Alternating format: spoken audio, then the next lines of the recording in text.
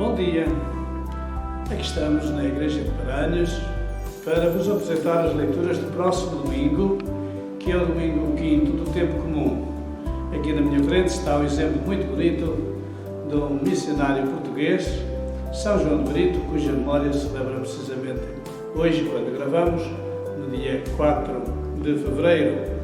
E este é o grande mártir de Maduré, jesuíta do século XVII, e como verdadeiramente ele encarnou na cultura indiana a ponto de, para aproximar os mais pobres, se vestir assim também, desta maneira, um pouco estranha para nós, mas é a melhor enculturação que pode de facto acontecer, é o missionário entrar verdadeiramente na cultura das pessoas, do povo, aonde é enviado.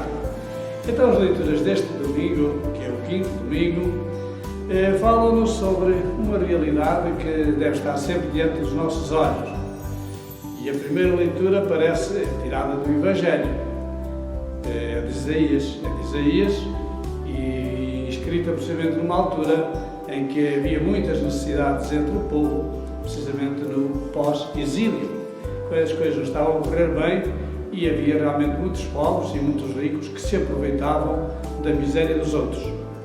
Eis o que diz o Senhor: reparte o teu pão com o faminto, dá pousada aos pobres sem abrigo, leva roupa ao que não tem que vestir, não voltes as costas ao teu semelhante. Então a tua luz despontará como a aurora, e as tuas feridas não tardarão a sarar. Preceder-te-á a tua justiça, e seguir-te-á a glória do Senhor. Então, se o chamares, o Senhor responderá. Se o invocares, dir-te-á: aqui estou. Se tirares do meio de ti a opressão, os gestos de ameaça e as palavras ofensivas, se deres o teu pão ao faminto e matares a fome ao indigente, a tua luz brilhará na escuridão e a tua noite será como o meio-dia.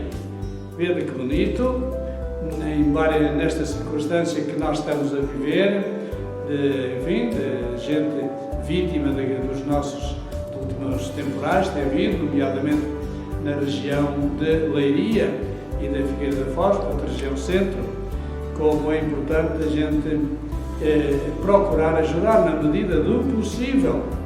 E também, pois, são as nossas boas ações que fazem brilhar a nossa luz, a luz de cristão, a luz de cristãos, a luz de Cristo em nós. Isto vem-nos apontar o tema do Evangelho, que é de São Mateus, no capítulo 5, quando diz Jesus aos seus discípulos: vós sois o sal da terra, mas se ele perder a força com que há de salgar-se, não serve para nada, senão para ser lançado fora e pisado pelos homens. Como o sal é tão importante na comida, e como o sal é tão importante para tantas coisas, até bem precioso, que até dá o nome ao nosso ordenado, ao nosso salário. Recebemos o sal, recebemos o salário, portanto vem de sal, como o sal é tão importante para a vida. Mas também a luz. Vós sois a luz do mundo.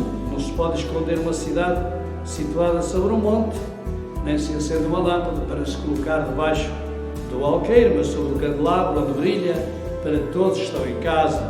Assim deve brilhar a vossa luz diante dos homens, para que vendo as vossas boas obras, aqui está, as vossas boas obras, glorifiquem a Deus Pai que está nos céus.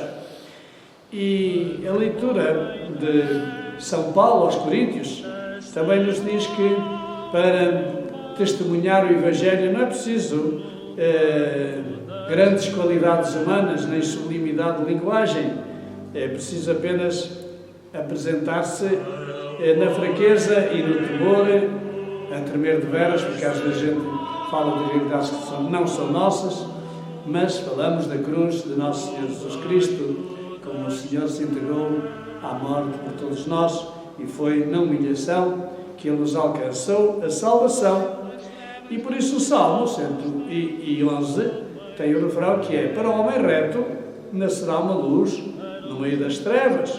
Portanto, nós queremos ser luz das trevas, não pelos dinheiros, não pela corrupção ou pelos crimes, mas sim pelas boas obras que praticarmos, pelo Evangelho que soubermos anunciar, pela caridade que soubermos transmitir.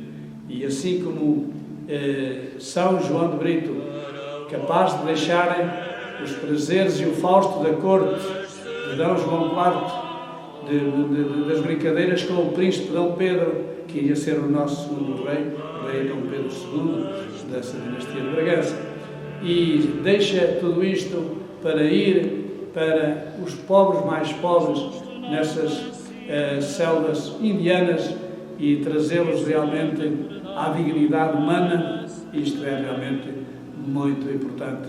Ele continua a ser uma luz, como foi naquele tempo, continua a ser uma luz para os dias de hoje. Oxalá que os jovens gostem de apreciar este exemplo do jovem citadino, do jovem lisboeta, que deixando tudo é capaz de amar mais a Nosso Senhor Jesus Cristo e sabê-lo transmitir nas mais remotas e recônditas situações de vida. Obrigado, até à próxima semana, se Deus quiser.